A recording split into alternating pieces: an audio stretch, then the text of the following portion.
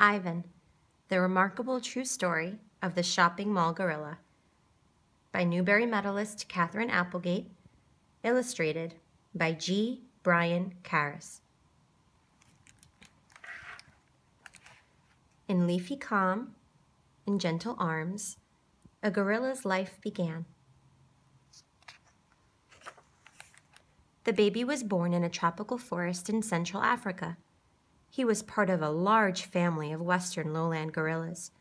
The troop included babies, juveniles, females, and a male leader, the silverback. The more the baby gorilla grew, the more he played. The more he played, the more he learned. He rode on his mother's back. He listened to the hoots and grunts and chest beats of his father. He watched the older gorillas, clever and quick, as they wrestled and chased and swung from the vines. He did not learn about humans until it was too late. Poachers with loud guns and cruel hands stole the little gorilla and another baby. After thousands of miles and endless days in a black, damp crate, at last came light and fresh air. The jungle, green with life, was gone. The gorillas had traveled halfway around the world to Tacoma, Washington. A man who owned a shopping mall had ordered and paid for them, like a couple of pizzas, like a pair of shoes. People cooed and laughed and held the babies.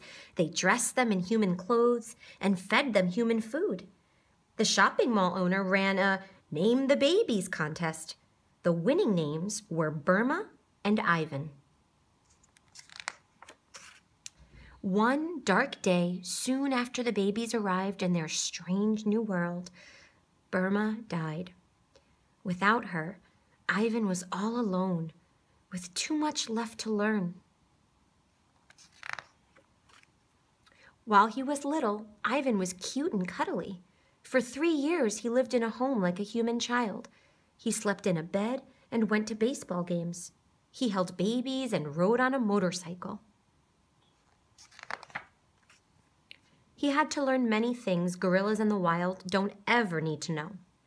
The one thing Ivan didn't need to learn was how to eat. The more he ate, the more he grew.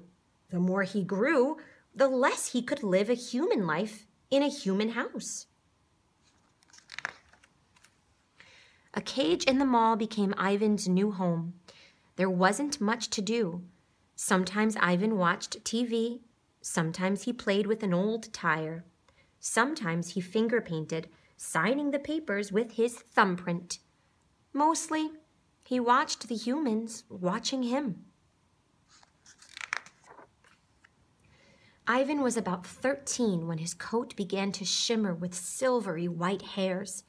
He'd grown into a silverback gorilla. In the jungle, he would have been ready to protect his family, but he had no family to protect. Year after year passed. People began to grow angry about Ivan's lonely life. Children and adults wrote letters and signed petitions and held protests. Ivan lived in his cage without the company of other gorillas for 27 years before he was sent on another journey. This time, the hands were gentle. Zoo Atlanta wasn't a jungle. It was a place with walls. Still, the breeze carried jungle sounds and scents.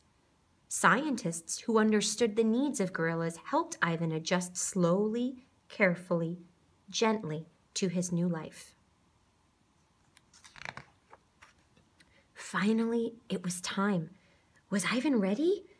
Cameras clicked. Reporters watched. When Ivan stepped onto the cool green grass, the sunlight gleaming on his silver hair, people cheered and laughed and wept with joy. Ivan, the shopping mall gorilla, was in a place with trees and grass and other gorillas at last. In leafy calm and gentle arms, A gorilla's life began again. The end.